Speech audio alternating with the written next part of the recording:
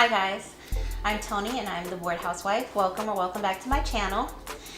We are coming towards an end. We only got a few more days of back-to-back wedding related videos, and I'm really excited to have brought out so much content in just a short week. But we're on to our next wedding related video, and today I just wanted to talk really briefly. I know my last couple videos have been quite long. I hope this one won't be as long, but I just wanted to talk briefly about my experience as my own wedding planner. I was my own wedding planner. I did not have anyone else to kind of step in and guide me or help me plan my own wedding. I do give a lot of thanks and a lot of appreciation to an app that I had, which is called the Knot app. It's also theknot.com. It actually just breaks down as far as how long you have until the wedding and then what you should be getting completed within what months and stuff like that. That really did help to keep me on track as far as what I needed to accomplish by, the big day. There were so many wrenches thrown into my plan, and that app didn't know what to do with those wrenches. So to be honest, I don't know if funds were not an issue and I could do anything over if I would choose to have a wedding planner. I don't know. It was definitely a feeling of accomplishment once it was done, especially a few things that I'm going to talk about in this video as far as being able to plan a very beautiful and kind of lavish wedding under $15,000. And also not having any financial assistance from any other person or people in our lives. So that was a real accomplishment, and it does feel very good to say that I did that, but I don't know if it was worth it as far as the stress goes, because it was very stressful. It was very stressful. The first thing I would recommend doing if you're planning your own wedding is to make a list. Make a list of everything that needs to get done, big ticket items, and then download the Knot app, and it'll go through all those little details that you don't even think about, like wearing your shoes that you're going to be wearing on the wedding day around the house a couple weeks ahead of time to help break them in so your feet won't be hurting, or putting aside money to tip the caterers and this and that. Like, there are just little things that you're not thinking about, and then the day of rolls around and you're running around with a chicken with your head cut off. And yes, that will happen. No matter what you do, no matter how much planning there is, you will feel the need to run around and literally do everything the day of. And my husband was so sweet and bossy. He was pretty much like, you're not doing any of this. You're gonna go get ready. You're not gonna touch anything. Don't make me have the guys stand outside your room talking about his groomsmen. Like, they're gonna stop me on my wedding day. He was pretty much like, don't make me tell them not to let you out your room, because I had a bridal suite and he had pretty much the whole lower half of the manor. And so we got married in a manor in our hometown, of couple years, Bloomington, Illinois. We are both, well, he is from Chicago adjacent and I am from inner Chicago originally. I went out there for school, and then we met a couple years later. I chose not to leave after school. I just liked it there. I liked how quiet it was.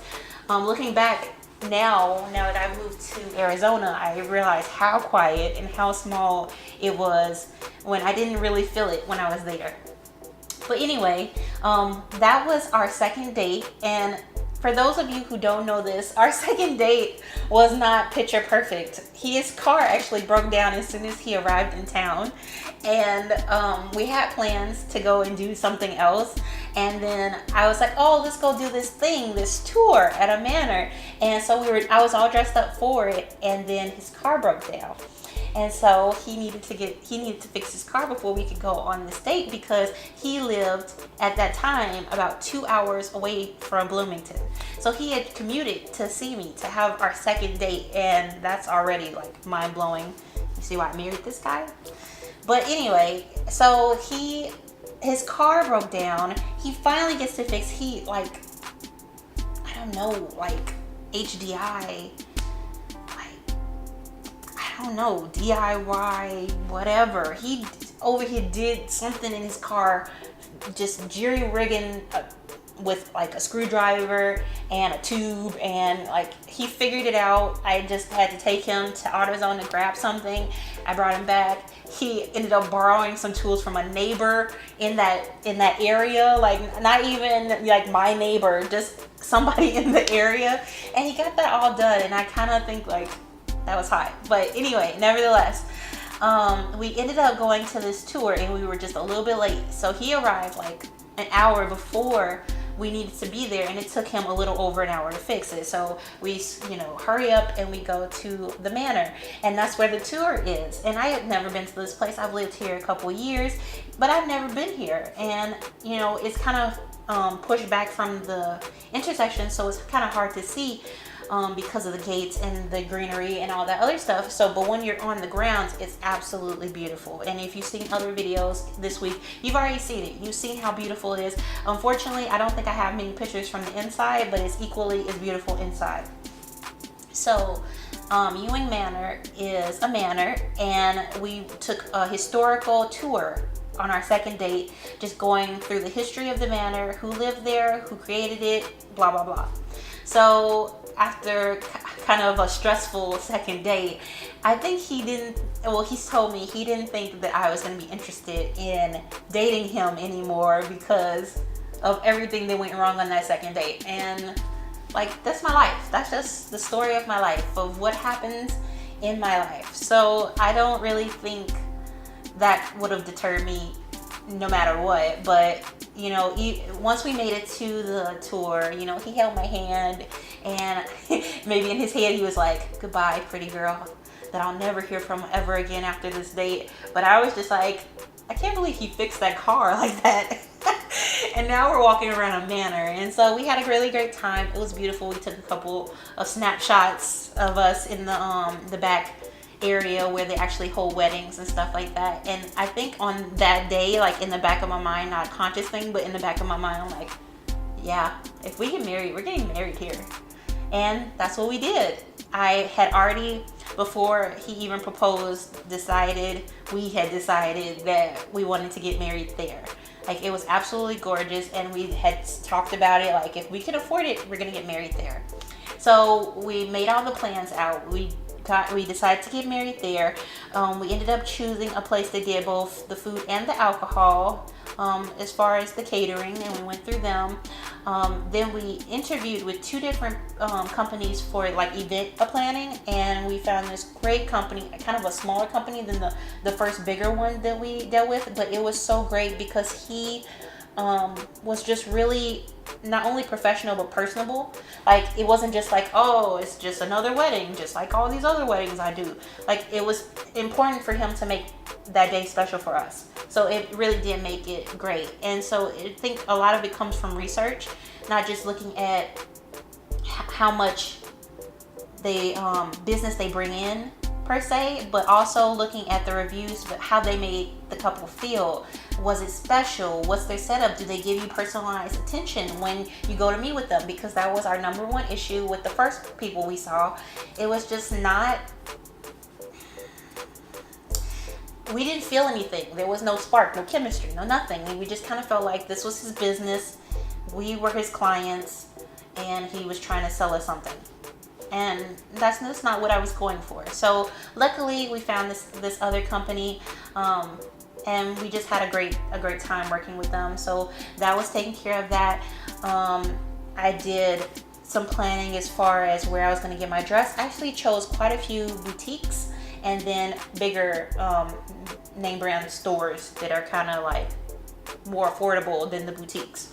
So I fell in love with probably one dress in every place, but the more affordable one I ended up going with the more affordable one because, like I said, I gotta stay on a budget. And so if a budget was no issue, I may or may not have gotten a different dress, but I loved my dress. I did. I loved my dress. I think it was beautiful. There are things about it that I would have liked a little bit different, but I don't think anything, or that day in particular, no matter how much you plan or as hard as you work, will ever be perfect, So I'm very happy, even though I've talked about everything that went good and everything that went wrong, and usually whatever went wrong was a whole lot longer and more detailed, but That's never to say that I didn't have a great time that day, that I am not thankful for the people who came to that wedding, or the simple fact that I got to marry my very best friend. So another thing that I would take into consideration is, even though you want to start off with a budget, you don't want to just be like, whatever it cost me, that's what it cost me. You need to have a budget, but you need to have a low budget and a high budget. And what I mean by that is, come up with a number that you're comfortable with, that you are like, I would be happy with this number. And then that will be your low budget, because you can almost guarantee you're gonna go over that budget. So let's say hypothetically your comfort budget is $5,000. $5,000 is gonna be tight and it's gonna be hard, but you're gonna get it to $5,000. That's what mindset you want to have. But understand that you're probably gonna be right around $7,000. So that's your upper budget. And so even though you don't want to go into it thinking that $7,000 is really your upper budget, because then you're going to push it to $9,000, $10,000. So you just need to have a low budget and a high budget. And I don't know if I'm explaining it the right way, but it's just a mindset. I want to say, like, you have to have the mindset, I'm going to spend this much money, but also be comfortable knowing that you're going to go over that, but know that at a certain point there is no way you're going over that. And $15,000 was, there's no way I'm going over it. We started off with a budget of $10,000. So my low budget was $10,000, my high budget was $5,000, and we made it around $5,000. So probably a little bit, right around $15,000, but probably a little bit under $15,000. And that was taken into consideration everything, and that was the event planning, the custom bouquet and boutonnieres, my wedding dress, my husband's rental, just everything that could be taken into consideration, food, alcohol, the gifts that we gave to our wedding party, all of that was in there. And I feel very proud at my ability to have planned something like that, because it wasn't easy, to be 100% honest. It was not easy, and I don't know if the pride that I feel nowadays is worth the stress that I felt, but I also feel like no matter what or who was handling the wedding, then nobody was going to be able to take away all that stress. So it would have just been adding another piece of stress to the table. I will say that it really did help me knowing someone who was able to be the officiant and the DJ and just really pull everything together. He helped with just all the little things. I don't know how to explain it. Like, he was just great, and I would love to just highly recommend anyone to check him out. He has Extreme Light and Sound, and that's the name of his company. His name is Bobby Dickens is the company owner, and he is the one who actually officiated my wedding. We worked together at my company that I worked at that time, and also this was his side business. He also did DJing and photo stuff for the company that I worked with. So I had the ability to see him in his element before deciding to go with him, and I'm really glad that we ended up going with him. It was just great. He was great, and I think I'll put a link to his website down in the description box, because I am so about promoting businesses, especially startups, and he's already taken his business so far, and honestly, my day wouldn't have been the same without him. So I'm so very appreciative, and it always helps knowing someone in that type of industry, or any industry within the party planning lifestyle, I guess you would say. Like, if you're making plans for a wedding, and you know photographers, DJs, a caterer, all that, you should really explore those options. I was lucky enough to find someone who made my dream wedding cake a reality, and her name was Julie. She was also local to Bloomington, and I actually found out about her through another coworker who was a family member of hers, who just mentioned in casual that, you know, she makes cakes and check out her Facebook page. And so I did, and I saw her work with fondant, and that was the winner for me, because, you know, people can make delicious cakes, They can make beautiful cakes, but that doesn't necessarily mean they can work well with fondant. And I knew that I was going to need fondant if I wanted these cute little wooden cubes with flowers on them. Like, I don't even know how to. I had inspiration because our theme was like rustic chic, you know, like my husband called it Martha Stewart country or something like that. So we wanted the feel of kind of being out there in the country, but also kind of elegant. So we had a lot of wood themes, stained wood, just kind of earthiness in our wedding and stuff like that. So when we decided to have this cake like that, I needed someone who was going to be able to make the fondant look like realistic wood.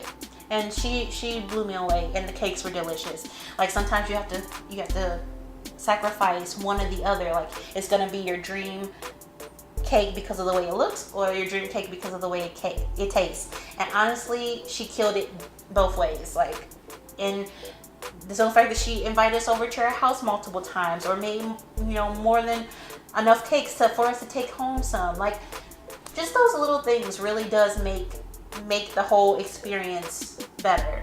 So if you're planning a wedding, these are all the little details that you have to take into consideration. It's not just about the numbers. It's not about, oh, this company has done 10,000 weddings already and they have a 4 out of 5 stars. That's great. That's something to look at. But that's not the only thing. And because if everything that is being said in the reviews is like, they did their job, they did a good job, but nothing more than that, then it's like you're running the risk that it's not going to feel the way I think a wedding day should feel. It should feel close and meaningful, and hopefully, I pray for anybody who is planning a wedding that they don't have to go through as much as I had to go through. But I am also very thankful that I didn't have to go through a lot that other people have had to go through when planning a wedding. Like, there was no limo crashing through a building or anything like that, and you know, it didn't rain. Like, as all the good things that I've talked about, I don't even know if I've discussed how beautiful a weekend it was. Like, it could, like, just think about it. My wedding is at the end of September. It could have been cold, like in Illinois. It could have been cold. It could have been rainy. It could have been snowing. It could have been all hot. It could have been like 90 degrees. There was no telling what it could have been. Illinois is the most bipolar weather that I've ever experienced in my life, and it could have been anything, but it was absolutely beautiful. It ranged from like 72 to 78 the whole weekend. I'm talking about Friday, Saturday, and Sunday. It was just beautiful. Like, and no, as far as a wedding planner can't plan that, you can't plan that. That is between whatever you believe in, and that's it. That's Mother Nature and whatever you believe in. That's it. You can't do anything but plan around it. But I will say that these are all things that you have to take into consideration. I started tracking the weather a couple weeks. Like, as far as a year before, I looked online to see what's the average temperature around this point of the year at in this location.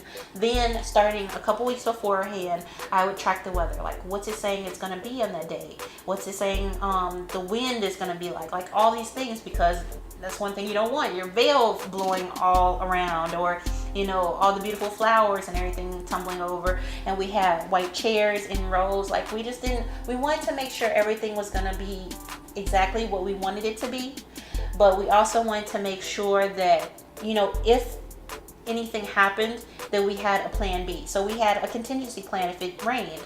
We had a huge tent area that housed all of the tables that you saw in my other video, and we were going to move everything inside of that tent if it decided to rain. And that was just what was going to happen. As far as people going into the manor, they were able to go into the manor, use the bathroom, or just look around if they wanted to, just not go upstairs, because that's where the bridal suites and stuff were. But other than that, everything that could go well, in my opinion, ended up working itself out. I can't be responsible for people's shortcomings, or, you know, people not being dependable, and I don't think any type of wedding planner could have done that either. So as far as my advice to anyone planning a wedding, there are going to be ups and downs, You just have to make sure that you're staying on top of things. And a good thing that I heard when I was first starting out is don't get so much done ahead of time, like within the first 2 months of planning, that all of a sudden you don't have anything to do, and then you think that you kind of get just complacent and you're just like, oh, I got everything taken care of, and then a couple weeks before the wedding you're freaking out because there's so much to do because you thought you had time, and you don't have time. There isn't any time. Like even a year before, there's so much that needs to get done, so many things that needs to get booked and deposits put down and everything, that you can't, especially if you're paying for the wedding yourself, you can't wait. You have to make sure you get on top of everything. You have to come up with a budget and a plan to pay these things. We couldn't pay everything at once, but I'm really thankful that we handled things the way that we did, and that I was able to do things the way that I hoped I could. So that's just my thoughts about being my own wedding planner, and I don't know if I would have changed it, but that's my thoughts about it. Please leave any comments down below if you were your own wedding planner, and I'll see you guys next time. Bye.